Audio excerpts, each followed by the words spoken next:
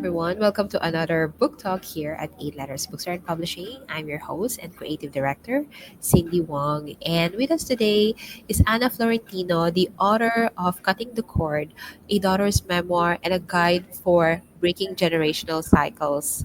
So, Anna Florentino is a dedicated Romanes Pilates instructor and Theta healing practitioner and instructor with a passion for helping women transform their lives with a holistic approach to coaching. Anna specializes in guiding women toward empowerment, wealth, and love. Her unique coaching style emphasizes integration, focusing on achieving deep embodiment and lasting change. She wrote Cutting the Cord. A daughter's memoir and guide to breaking generational cycles. And when I first heard about this project, I was hooked right away because I believe I have issues on my own. Sorry. So Anna, welcome to 8 Letters. Hi, Cindy. Thank you so much. I'm so glad to be here. I'm so excited. Yeah, so let's dive right into the questions because I'm sure our viewers right now are keen to know what the book is all about. So, first question is, what inspired you to write Cutting the Cord, and how did your personal experiences shape the narrative of this book? Right. Okay. So the inspiration of cutting the cord came really from my own healing journey. It began in 2018. So over the years, I've done very deep inner work. And then with that, I also mended and healed my relationship with my own mother.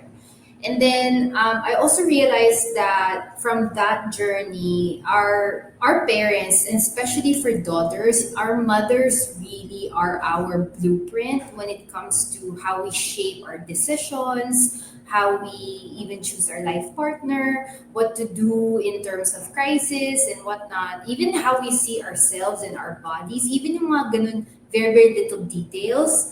I realized through the course of 7 years that it really has a lot to do with how our own mothers see themselves. So, also from that, beyond my own story, I also share, I feature my friends' stories with the other four chapters. And I realized that, wow, it's really the mother daughter relationship is such a broad perspective talaga. And it can really manifest in different ways. And from that, I realized that I really wanted to share something very important and even more of like an urgent need for us to really get to know and for us to be able to be aware of what we can do in order to heal that relationship, even with our mothers and most especially with ourselves. Right.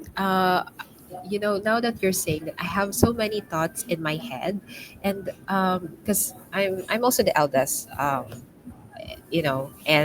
I'm sure regardless of the order, feeling Yes.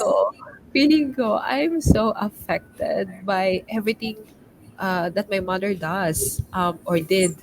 Parang feeling ko, okay, pinapractice ko basically lahat-lahat ng ginagawa niya, sinasabi niya, and only until siguro when I was like, kailan lang, 28, when I was 28 something, after the quarter life, parang sabi ko, okay, parang I'm becoming my mother. Like everything about my mom, like the voice, yung paano ako magsalita, Yes. and I'm making the same mistakes as my mother. Okay, so that's another story. Sorry. Okay, so let's head to the next question. So breaking the generational cycle. So maybe becoming aware is one of that. But can you elaborate, but by what you mean by breaking generational cycles and how this concept is reflected in your relationship with your mother? Siguro only recently lang na natin na namamalayan na okay, we should break the generational cycle. I've been seeing a lot of posts about that, but maybe you can elaborate further. Right. So, yeah, so breaking generational cycles means we are recognizing, acknowledging, and consciously shifting the patterns, meaning ang belief ng parents natin or our mothers in this particular topic, our emotional blueprints. Because all of that we inherit from our families. So, di ba we say na, oh, why is there like a family of doctors? Why is there a family of engineers? It's the same thing. So even if we think na, oh, I'm so completely different from my mom, or we're so completely different from my dad, we look alike, but I don't act like him. No, no, no, that's impossible. The truth is, we have inherited so much of how they have their relationship dynamics and how they perceive love, and also the level of self-worth. So I realized these are deeply ingrained patterns. This is quite already known in the healing industry. Di ba parang napapansin ko naman na we're now talking about it. And so people are now more aware of it.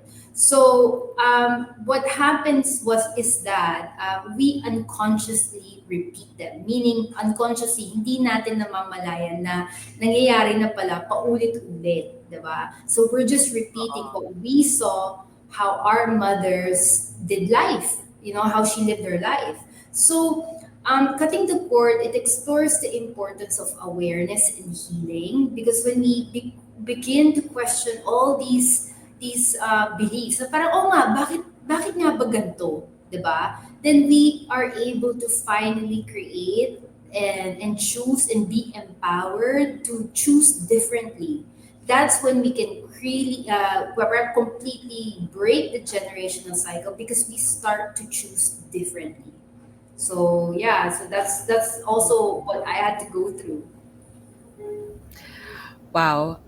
And I also saw that this book has, like, it also has the guidelines, but parang becoming self-aware is the first step. And of course, what follows through, as well. But okay, so this next question, I can also relate to this because it talks about the cultural expectation of the ideal mother. How do you think, how has the cultural expectation of the ideal mother influenced, let's say, your upbringing? And what insights do you hope readers will gain about these societal pressures?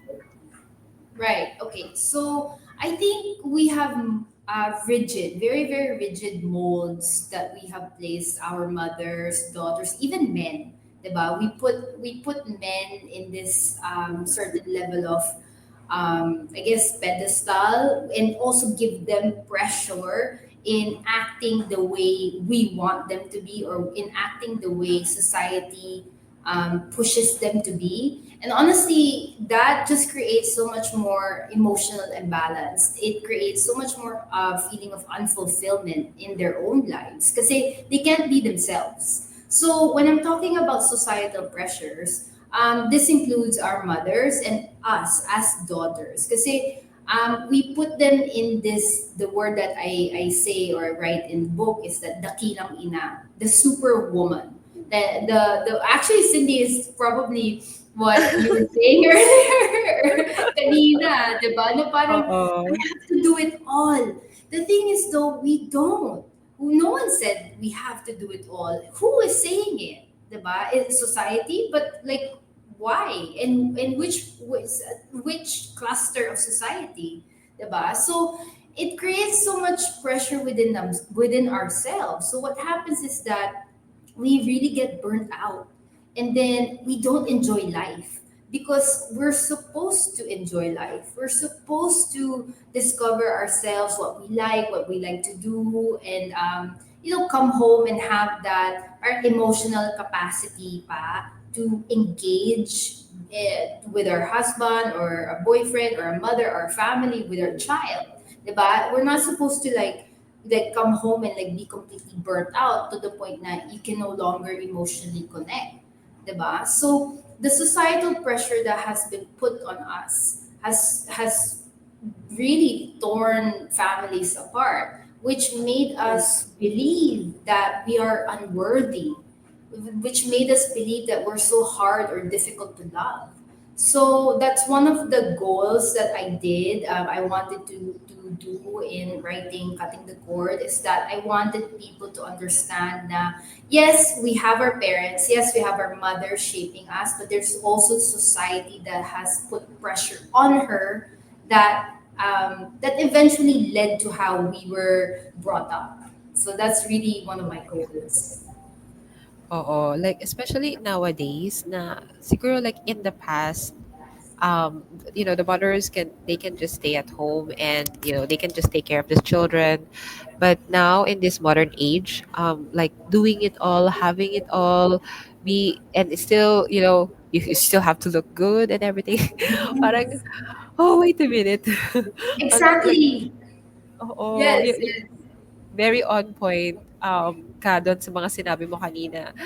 And to be honest, I'm not really sure how to step back. And I feel like when it comes to enjoying life, like Teka, okay, where do I start? Um, but so Anna, you've reached this point in your life now. Okay, you've finally you've written this book for people out there, like you, like me, and everyone else, the daughters. um but like in your journey, what led you to this point? Like, were there some pivotal moments that, let's say, define your relationship with your mother? Like, how did you know na okay, this is not working, this is working? And how did they contribute to your growth, itong pivotal moments na to?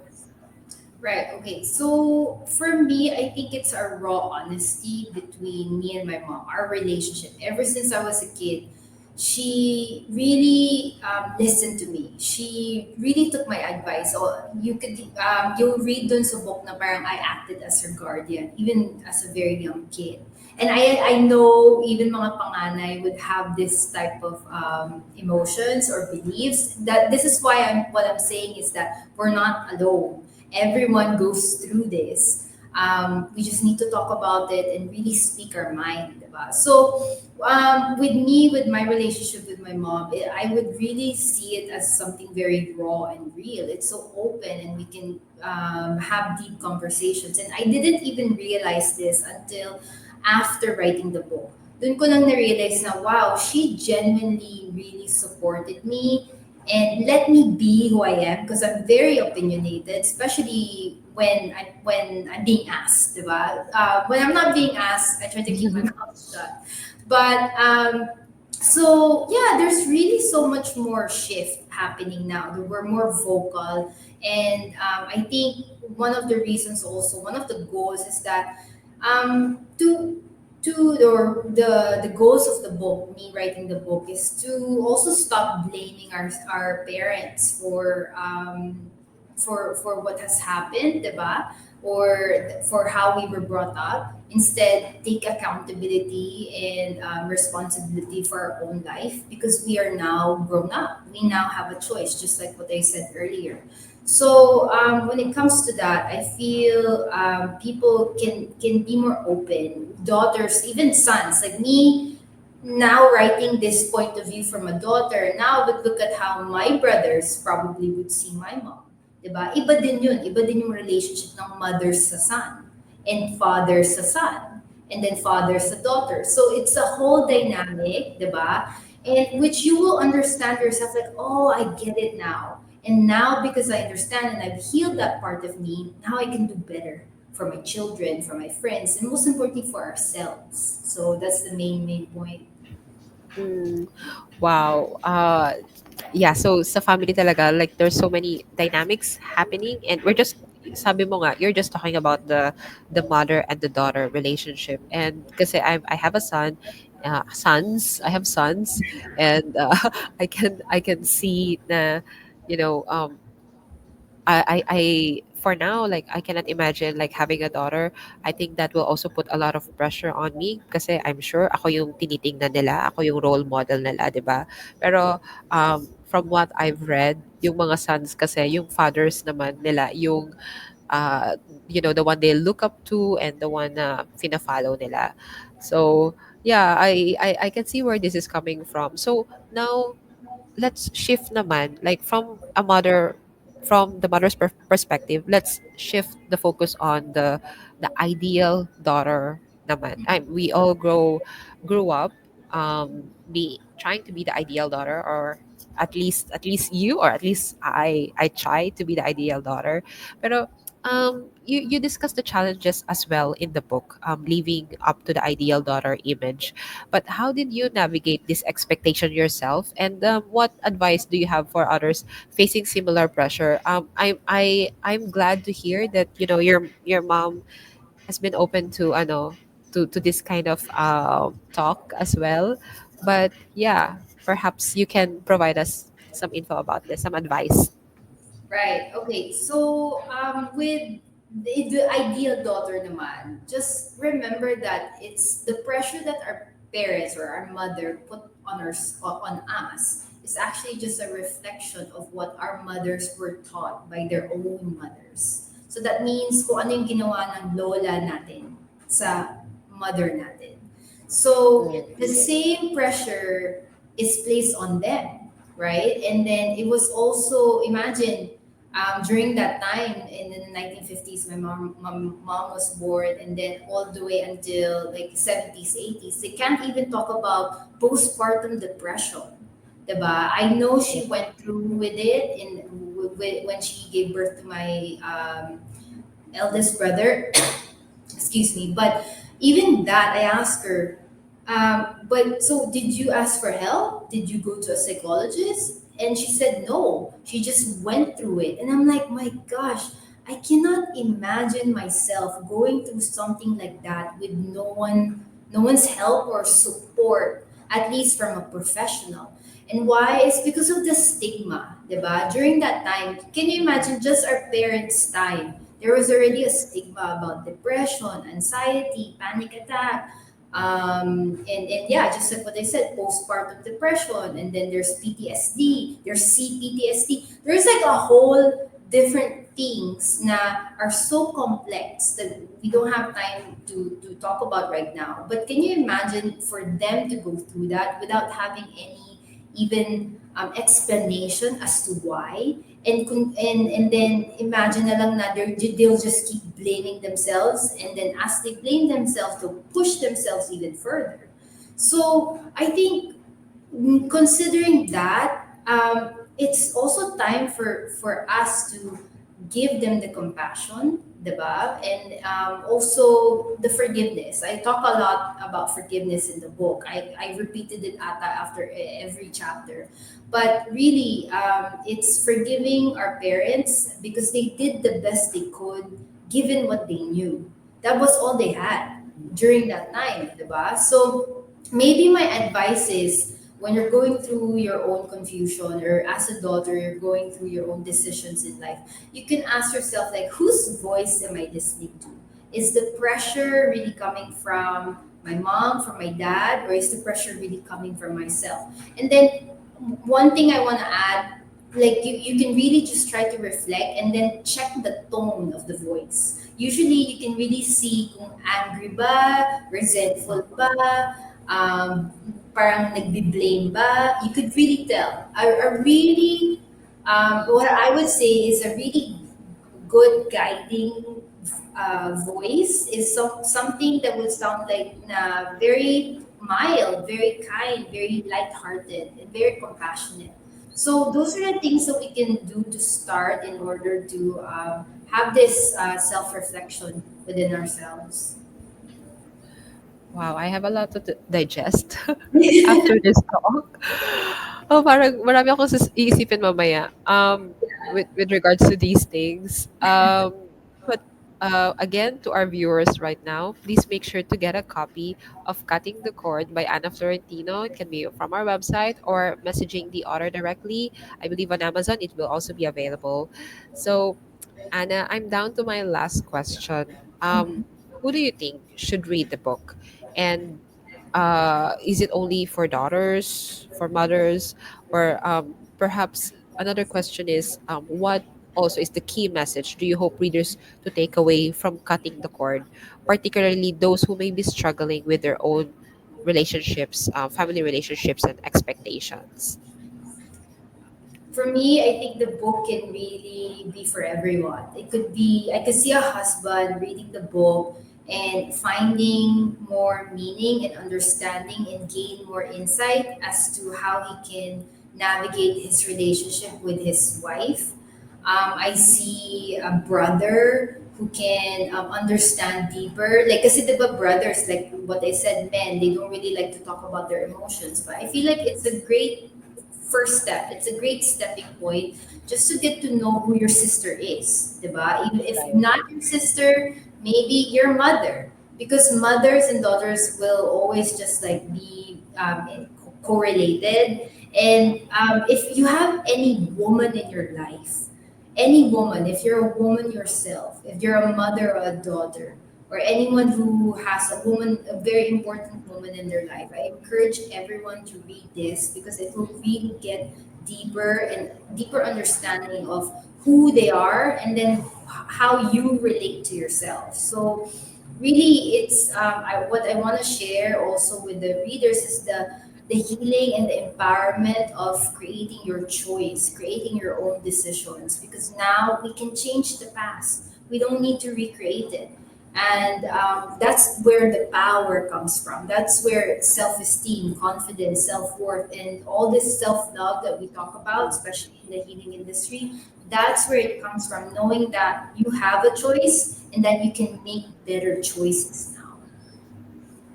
Wow. Thank you so much, Anna, for sharing this with us. This is such a beautiful book, and for sure, we can all learn a lot from cutting the cord. And I think this is also something for me. Like it's personal to me. This book is like talk like speaks to me as well.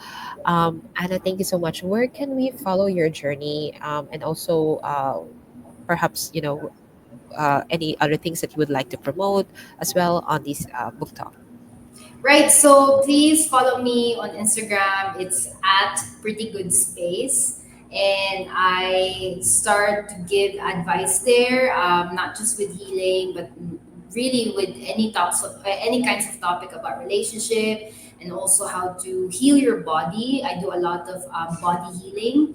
So yeah, I just started posting my own content, and I feel like it can really help a lot of people because sometimes if they're still shy, lalo na kapag if they don't have any siguro experience when it comes to healing or therapy or any kind of like traditional type of therapy, this will really help because it's gonna help you become more open and have that I guess that realization within yourself like, hey, yeah, why not just try those action steps that I advise. So yeah, and then I'm always a message away. I know some clients, they're shy now to comment doon sa mga videos that I post, and they end up direct messaging me instead. Because I guess yun nga, we talk so much about emotions, and then what I want to do also is like to remove the stigma from feelings and emotions. It's not at all unhealthy. So yeah, please follow me there, and then I hope to hear from you guys soon. Thank you so much, Anna, and to our viewers, and hope to see you again on our next book talk. Bye, everyone.